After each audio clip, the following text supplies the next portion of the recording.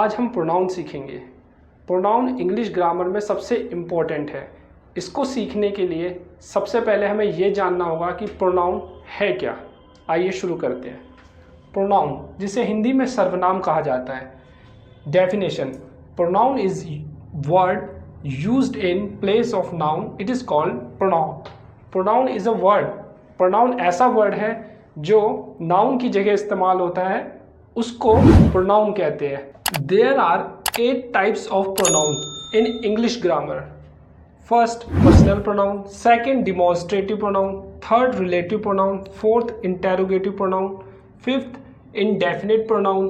Sixth, reflexive pronoun. Seventh, distributive pronoun. Eighth, reciprocal pronoun. Guys, English grammar में 8 types of pronoun होते हैं। आइए अब हम देखते हैं कि इन 8 टाइप्स ऑफ प्रोनाउन में और क्या होता है। इन डेप्थ थोड़ा इनको समझते हैं, क्योंकि स्पोकन इंग्लिश और इंग्लिश ग्रामर में ये 8 टाइप ऑफ प्रोनाउन बहुत ही इंपॉर्टेंट रोल प्ले करते हैं। इससे पहले आप इसका स्क्रीनशॉट ले लीजिए और फिर आगे हम इसको समझते हैं। आइए शुरू करते हैं। पर्सनल प्रोनाउन को जानने से पहले हमें ये जानना होगा कि फर्स्ट पर्सन, सेकंड पर्सन और थर्ड पर्सन क्या होता है इंग्लिश ग्रामर में। बिना इसके आप पर्सनल प्रोनाउन को समझ ही नहीं सकते। तो आइए इसे देखते हैं। First person a person who speak. जो व्यक्ति बोलता है उसे फर्स्ट पर्सन कहते हैं, उसे स्पीकर भी बोला जाता है। फर्स्ट पर्सन को क्या बोला जाता है इंग्लिश में? Speaker. Second person a person who listen. जो पर्सन सुनता है उसको लिसनर कहा जाता है। Third person everyone else neither speaker nor listener. Third person वो पर्सन होता है जो ना तो स्पीकर होता है ना ही लिसनर होता है। ये दोनों जिसकी बात कर रहे होते हैं, स्पीकर और लिसनर, वो थर्ड पर्सन होता है। आइए अब हम इसमें देखते हैं कि फर्स्ट पर्सन में प्रोनाउन कौन कौन से आते हैं। फर्स्ट पर्सन में प्रोनाउन आई आता है एंड वी आता है। ठीक वैसे ही सेकंड पर्सन में गाइज यू आता है। यू लिसनर होता है। मैं आपको एक एग्जांपल से समझाता हूँ।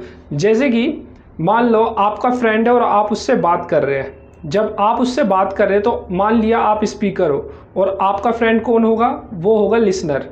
और ठीक वैसे ही जब आप दोनों किसी तीसरे बंदे की बात कर रहे होगे, वो कौन होगा? या तो आपका फ्रेंड होगा या कोई भी होगा। वो जो होगा वो होगा थर्ड पर्सन, जिसके अंदर ही, शी, इट और दे आता है। आइए फ्रेंड्स, अब हम पर्सनल प्रोनाउन को जानते हैं। पर्सनल प्रोनाउन, जिसे व्यक्तिवाचक संज्ञा भी बोला जाता है। सब्जेक्ट प्रोनाउन में आई होता है, वी होता है, यू होता है, ही होता है, शी होता है, इट होता है एंड दे होता है। पॉजेसिव एडजेक्टिव में my, our, your, his, her, its, their. Object pronoun में me, us, you, him, her, it, them. आइए अब हम इसको किस तरीके से समझें कि हमें ये और आसान पड़े। तो इसके लिए आपको इस तरीके से इसको याद करना पड़ेगा। आई, माई, मी, मैं, मेरा, मुझसे। वी, आवर, अस, हम, हमारा, हमसे। यू, योर, यू, तुम, तुम्हारा, तुमसे। ही, हिज, हिम, वह, उसका, उससे। शी, हर, हर, वह, उसकी, उससे। इट, इट्स, इट, वह, उसका, उससे। दे, देयर, देम, वे, उनका, उनसे। फ्रेंड्स, इसको इस तरीके से आपको लर्न करना पड़ेगा। और उससे पहले आपको मैं एक डिफरेंस बता दूं। ही, शी, ये लिविंग बींग्स के साथ आता है। लिविंग बींग्स वो होते हैं जिनमें जान होती है। और इट नॉन लिविंग बींग के साथ आता है। नॉन लिविंग बींग्स जिनमें जान नहीं होती है, तो ऐसी चीज़ों के साथ इट का यूज़ किया जाता है। ये आपको ध्यान रखना पड़ेगा। और आई, वी, ये फर्स्ट पर्सन है, जैसे मैंने आपको पहले भी बताया था। और वी, यू सेकंड पर्सन है। आई, वी फर्स्ट पर्सन है, वी, यू सेकंड पर्सन है and third person he, she, it and they. इस तरीके से आपको इस पूरे चार्ट को समझना पड़ेगा। और साथ ही साथ इसका आप स्क्रीनशॉट ले लीजिए, जिससे आपको और अच्छे से क्लियर हो जाएगा। और पर्सनल प्रोनाउन को समझने से पहले ये सारी चीज़ें आपको बिल्कुल ही क्रिस्टल क्लियर होनी चाहिए। फर्स्ट ऑफ ऑल, जो पॉजेसिव एडजेक्टिव होता है वो माई होता है और उसका पॉजेसिव प्रोनाउन माइन होता है। और योर का possessive adjective your and yours pronoun. ऐसे ही आवर का आवर्स, देयर का देयर्स, हिज का हिज, हर का हर्स। फ्रेंड्स, ये पॉजेसिव एडजेक्टिव है और ये पॉजेसिव प्रोनाउन है। Difference between possessive adjective and possessive pronoun. For example, वह मेरी कार है, इट इज़ माई कार, और यह उसका सैंडविच है, दिस इज़ हर सैंडविच। और सेकंड, ये हो गया पॉजेसिव एडजेक्टिव के सेंटेंस और ये हो गए पॉजेसिव प्रोनाउन के सेंटेंस। वह कार मेरी है, इट कार इज़ माइन। यह सैंडविच उसका है, दिस सैंडविच इज़ हर्स। जैसा मैंने आपको बताया था, जो पॉजेसिव एडजेक्टिव होता है वो क्या करता है कि जो माई है वो नाउन को मॉडिफाई करता है। जैसे कि कार क्या है, एक नाउन है, तो माई नाउन को मॉडिफाई कर रहा है। ठीक वैसे ही इसका ये कॉन्सेप्ट है कि जो पॉजेसिव एडजेक्टिव है वो नाउन से हमेशा पहले आता है और नाउन को मॉडिफाई करता है। तो ये एक सही है, ग्रामेटिकली ये सही है। लेकिन ठीक वैसे ही वह कार मेरी है, it car is mine. Mine एक पॉजेसिव प्रोनाउन है, पॉजेसिव प्रोनाउन है। तो पॉजेसिव प्रोनाउन को किसी भी नाउन की कोई भी नीड नहीं होती, कोई भी ज़रूरत नहीं होती। यह सैंडविच उसका है, दिस सैंडविच इज़ हर्स। ये भी एक पॉजेसिव प्रोनाउन है। और इसमें पॉजेसिव प्रोनाउन प्लस नाउन ये गलत है, ये स्ट्रक्चर गलत है, क्योंकि पॉजेसिव प्रोनाउन अपने आप में ही काफ़ी है नाउन को रिप्लेस करने के लिए। ये चीज़ आपको अपने माइंड में रखनी है, यही दोनों में कॉमन डिफरेंस है। जैसे कि हमने पर्सनल प्रोनाउन को जाना, अब हम जानते हैं कि पर्सनल प्रोनाउन के कुछ सेंटेंस के जरिए और हम आइडेंटिफाई कर पाते या नहीं कर पाते, ये भी हम देखेंगे। और साथ ही साथ आपके मन में ये सवाल उठ रहा होगा, जब नाउन ऑलरेडी है तो प्रोनाउन का इंग्लिश में क्या ज़रूरत पड़ गई कि प्रोनाउन को इन्वेंट करना पड़ गया। एक्चुअली में फ्रेंड्स, प्रोनाउन को इसलिए इन्वेंट करना पड़ा ताकि हम रिपीटिशन से बच सके। रिपीटिशन से बचने के लिए सिर्फ और सिर्फ प्रोनाउन का यूज़ किया गया है इंग्लिश ग्रामर के अंदर। जैसे ऋषि गोज़ टू कॉलेज डेली। ऋषि एक क्या है, एक प्रॉपर नाउन है। अगर हम इस प्रॉपर नाउन को चेंज करना चाहेंगे और इसकी रिपीटिशन को अगर हम बंद करना चाहेंगे तो हमें किसका यूज़ करना पड़ेगा। ऋषि एक मेल कैंडिडेट है या मेल पर्सन है, तो उसको हम किससे बदलेंगे, ही से। ही क्या है, एक मेल पर्सन के लिए यूज़ होने वाला पर्सनल प्रोनाउन है, और जिसको क्या कहते हैं, सब्जेक्ट की जगह जिसको यूज़ किया जाता है। देखिएगा, he goes to college daily, तो ही क्या है, पर्सनल प्रोनाउन, एक आइडेंटिफाई हो गया पर्सनल प्रोनाउन। टीना लाइक्स हर पिंक ड्रेस, क्या इसमें कोई पर्सनल प्रोनाउन है, हर एक पॉजेसिव एडजेक्टिव है, पॉजेसिव एडजेक्टिव, हर एक पॉजेसिव एडजेक्टिव है। और ठीक वैसे ही शी क्या है, ये भी एक प्रोनाउन है। हर क्या है, ये भी एक पॉजेसिव एडजेक्टिव है। और माई फादर, माई क्या है, ये भी पॉजेसिव एडजेक्टिव है। और मी क्या है, ये ऑब्जेक्ट, ये भी एक प्रोनाउन है, ये भी प्रोनाउन है, नाउन है। और आई क्या है, ये भी प्रोनाउन है। और पीपल ऑलवेज शो देयर ये क्या है, ये भी एक प्रोनाउन है। और उसके बाद में दैट्स इट। और बाकी जो इसमें प्रोनाउन है उसको मैं डिमॉन्स्ट्रेटिव प्रोनाउन में एक्सप्लेन करूंगा। जैसे कि दोस्त भी एक प्रोनाउन है।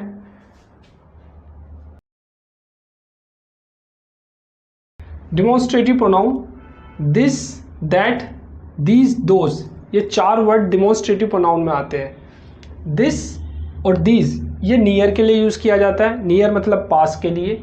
दिस को हिंदी में यह बोला जाता है और दीज को हिंदी में ये बोला जाता है।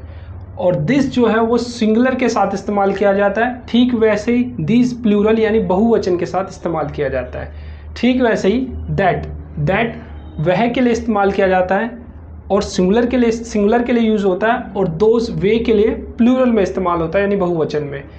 और दैट, और इससे पहले दिस पास में रखी हुई सिंगुलर वस्तु के लिए इस्तेमाल होता है और दैट पास दूर में रखी हुई सिंगुलर वस्तु के साथ इस्तेमाल होता है। आइए एग्जाम्पल से समझते हैं। यह मेरी किताबें हैं या यह मेरी किताब है। दिस इज़ माई बुक, अगर मेरे पास एक बुक है और मेरे पास है तो इसको मैं क्या बोलूँगा, दिस इज़ माई बुक। वह मेरी किताब है, दैट इज़ माई बुक। अगर वो किताब एक सिंगुलर है और वो दूर रखी है तो उसको क्या बोलेंगे, दैट इज़ माई बुक। ठीक वैसे ही ये मेरी किताबें हैं। दीज आर माई बुक्स, ये मेरे पास है। नियर है, प्लूरल है, मतलब एक से ज़्यादा बुक्स है, तो इसके लिए दीज का इस्तेमाल किया जाता है। ठीक वैसे ही वे मेरी किताबें हैं। दोज आर माई बुक्स, मेरे पास बुक्स रखी हुई है लेकिन मेरे से वो डिस्टेंस में दूर रखी हुई है, तो उसमें दोस्त का इस्तेमाल किया जाता है। और बुक्स है और ये प्लूरल है तो इसलिए दोस्त का इस्तेमाल किया जाता है। Those are my books. Relative pronoun. Relative pronoun definition, it does the work of conjunction of sentence. ऐसा प्रोनाउन जो कंजंक्शन करने में मदद करे किसी सेंटेंस में, ऐसे प्रोनाउन को रिलेटिव प्रोनाउन कहते हैं। जैसे कि such as who, which, whose, whom, that. इन वर्ड्स को रिलेटिव प्रोनाउन बोला जाता है। जैसे कि एग्जाम्पल में there is mobile which is mine. यहाँ पे विच का मतलब कौन सा नहीं है, यहाँ पे विच का मतलब जो है, जो मोबाइल, वहाँ जो मोबाइल है वो मेरा है। The boy who wear hat is my cousin. जिस लड़के ने हैट पहनी हुई है वो मेरा कज़न है। तो यहाँ पे वो हु जो है वो जो लड़का है, हु मतलब कौन नहीं है। और आगे से समझने के लिए हम ये समझ सकते हैं कि जो विच है वो नॉन लिविंग थिंग्स के साथ यूज़ होता है। जैसे कि मैंने बताया था विच एक नॉन लिविंग थिंग के साथ यूज़ होता है, नॉन लिविंग थिंग्स के साथ। जैसे कि मोबाइल एक नॉन लिविंग थिंग्स है, और ठीक वैसे ही जो हु है वो लिविंग बींग्स के साथ यूज़ होता है। तो बॉय एक लिविंग बींग्स है, लिविंग बींग्स।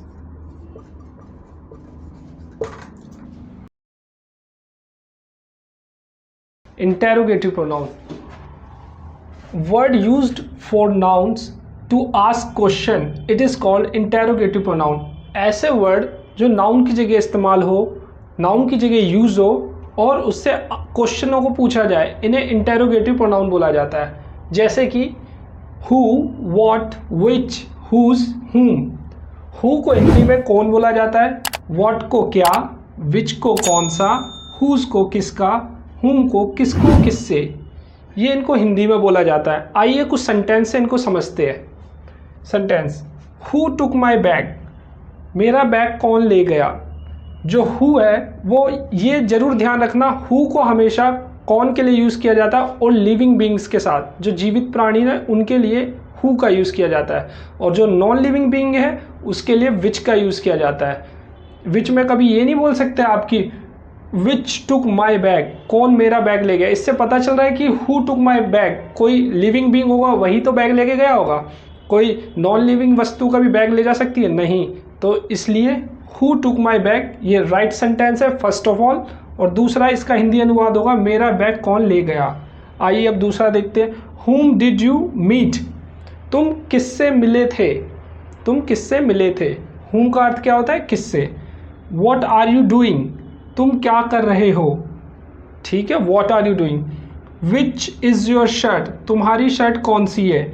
जैसे शर्ट एक नॉन लिविंग बींग है जिससे हमें पूछते हैं कि तुम्हारी शर्ट कौन सी है, तो विच इज़ योर शर्ट, तो ये नॉन लिविंग बींग के साथ विच का यूज़ होता है। ये हमेशा ध्यान रखिए। इन्हें WH फैमिली भी बोला जाता है, ये भी आपको ध्यान में रखना होगा। Indefinite pronoun used in general way, don't refer to particular person, place and things. इसका मतलब ये हुआ कि जो इंडेफिनिट प्रोनाउन होता है वो जनरली यूज़ होता है, उसमें कोई पर्टिकुलर पर्सन, किसी व्यक्ति और किसी जगह के बारे में नहीं डिनोट किया जाता, उसे हम इंडेफिनिट प्रोनाउन बोलते हैं। आइए देखते हैं इंडेफिनिट प्रोनाउन में और कौन कौन से वर्ड्स आते हैं। जैसे कि एवरीबडी, एवरीबडी को हिंदी में हर कोई बोला जाता है। नोबडी कोई नहीं, समबडी कोई व्यक्ति, ईदर दोनों में से एक, नीदर दोनों में से कोई नहीं, ऑल सब, मच बहुत, सेवरल कई, ईच प्रत्येक हर एक, अदर्स दूसरे दूसरा या अन्य, इनमें से कुछ भी इसके लिए यूज़ किया जा सकता है, अनदर एक और, एट्सेट्रा। ये सारे जितने भी मैंने यहाँ पे वर्ड्स लिखे गए हैं ये सब इंडेफिनिट प्रोनाउन में आते हैं। आप इनका स्क्रीनशॉट ले लीजिए और फिर अगले प्रोनाउन की ओर चलते हैं। Reflexive pronoun definition, when action done by subject and reflects upon subject. इसका मतलब ये हुआ जब कोई एक्शन लिया जाए किसके द्वारा, सब्जेक्ट के द्वारा। सब्जेक्ट में जैसे कौन है, आई, ही, शी, इट, यू, वी, दे। जब कोई एक्शन इनके द्वारा लिया जाए और वो उसी को ही रिफ्लेक्ट करे, सब्जेक्ट को ही रिफ्लेक्ट करे, मतलब सब्जेक्ट पर ही असर डाले। रिफ्लेक्ट का मतलब होता है असर डालना, सब्जेक्ट पर ही असर डाले। तो ऐसे प्रोनाउन को हम क्या कहते हैं, रिफ्लेक्सिव प्रोनाउन, जिसमें क्या होता है, myself, himself, herself, itself, yourself, ourselves, themselves. ये आपको ध्यान में रखना है। एग्जाम्पल से हम समझते हैं कि इनका एक्चुअल मीनिंग क्या होता है और हमें कितने बेटर रिफ्लेक्सिव प्रोनाउन समझ में आ रहे हैं। आइए देखते हैं। I start my work my self, subject, possessive adjective and reflexive pronoun. मैं शुरू करता हूँ अपना काम खुद से। ये किसको रिफ्लेक्ट कर रहा है, आई को रिफ्लेक्ट कर रहा है, माई। ही स्टार्ट हिज वर्क हिमसेल्फ, वह अपना काम खुद करता है खुद से। तो ये किसको रिफ्लेक्ट कर रहा है, ही को। हिमसेल्फ किसको रिफ्लेक्ट कर रहा है, ही को। ऐसे she starts her works herself, you start your work yourself, we start our work ourselves, they start their works their self. तो इस तरीके से हम रिफ्लेक्सिव प्रोनाउन को जान चुके हैं। Definition, distributive pronoun refer to persons और things one at a time. ऐसे प्रोनाउन जो व्यक्ति को और वस्तु को एक ही समय पे प्रस्तुत करे या उससे संबंध रखे, उसको हम डिस्ट्रीब्यूटिव प्रोनाउन कहते हैं।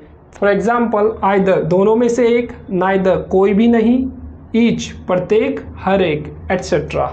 इनको डिस्ट्रीब्यूटिव प्रोनाउन कहा जाता है। आइए एग्जाम्पल से हम समझते हैं कि डिस्ट्रीब्यूटिव प्रोनाउन और क्या होते हैं।